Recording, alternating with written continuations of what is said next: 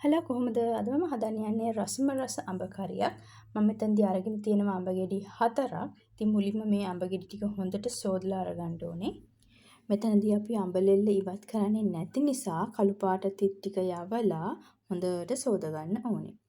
ඊට පස්සේ අපිට පුළුවන් මේ විදිහට අඹ ගෙඩි ටික කපා ගන්න. මම කරලා තියෙන්නේ මේක 4ට පළලා මේකේ අඹ ඇටය ඉවත් කරගෙන තියෙනවා. ඉතින් අපිට මෙන්න මේ වගේ කපා ගන්න පුළුවන්.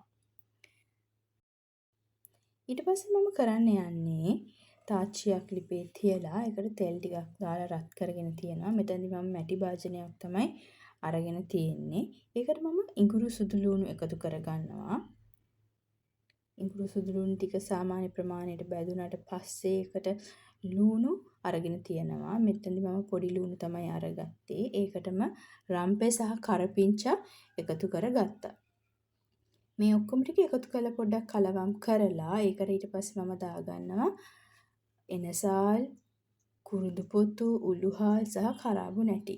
මෙන්න මේ ටිකත් එකතු කරලා මේක ටිකක් බැදෙන්න දෙනවා. ඊළඟට මිරිස් කුඩු තේ හැඳි භාගයක් වගේ එකතු කරගන්නවා. 3-5 නම් මම ගොඩක් අඩුවෙන් තමයි එකතු කරගන්නේ.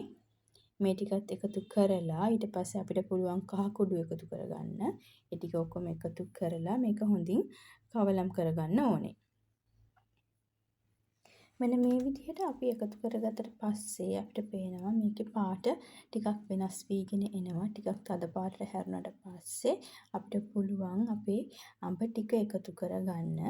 මෙන්න මේ විදිහට අඹ ටික එකතු කරගෙන ඊට පස්සේ මම මේකට වතුර ටිකක් එකතු කරගෙන මේක තැම්බෙන්න තියනවා. මේ වෙලාවේදී අපිට පුළුවන් මේකට ලුණු දාගන්න. ඊළඟට මම කරන්නේ මේක හොඳට කලවම් කරගෙන මේක ටිකක් තැම්බෙන්න දෙනවා. මේ විදිහට ටිකක් වෙලා තැම්බුණාට පස්සේ මම මේකට එකතු කරගන්නවා රට ඉඳි. මේ විදිහට මම අරගෙන තියෙනවා රට ඉඳි ඇටි 4ක් 5ක් අරගන්න අඹ ප්‍රමාණය අනුව මේක අඩු වැඩි කරගන්න පුළුවන්. මීට අමතරව තව දෙයක් මම එකතු කරගන්නවා. ඒ තමයි සීනි ටිකක් උණු කරලා ඒක ලස්සන දුඹුරු පාට ආවට පස්සේ අන්න ඒ සීනි පැණි ටිකත් මම මේකට එකතු කරගන්නවා. මේකෙන් ඇත්තටම ලස්සන පාටක් ඒ වගේම හොඳ රසක් මේ අඹ කරියකට එකතු වෙනවා. ඉතින් මෙන්න මේ විදිහට අපිට නැවතත් ටිකක් වෙලා මේක රත් කරගන්න පුළුවන්. මේ තමයි දැන් අපේ අඹ කරි එක.